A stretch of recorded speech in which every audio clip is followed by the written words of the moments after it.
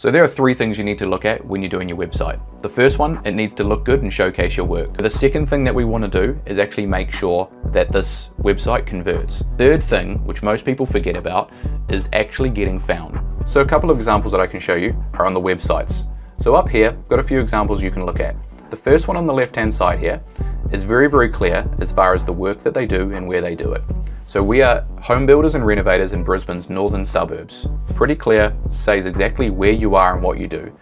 Honestly, I can't tell you the amount of people that try to get really fancy here and ultimately just don't say where they do the work. And then people visit the website, and the most common question we get on the live chat down the bottom here as we track these things is, hey, do you do work in X location? And that's because you haven't actually articulated that where you work and what you do, right? Also helps with Google so that they can show you up and put you in the right place. And that same process happens exactly for the same thing for the services too.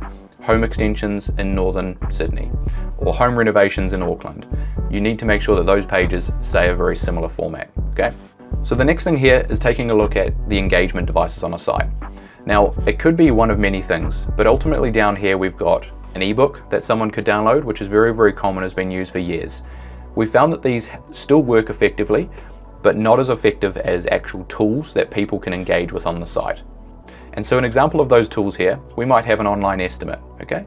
So that's where someone can actually click on the page, go through, tell you about the project, and your system will actually give them a ballpark price, which answers the main question of how much is this going to cost.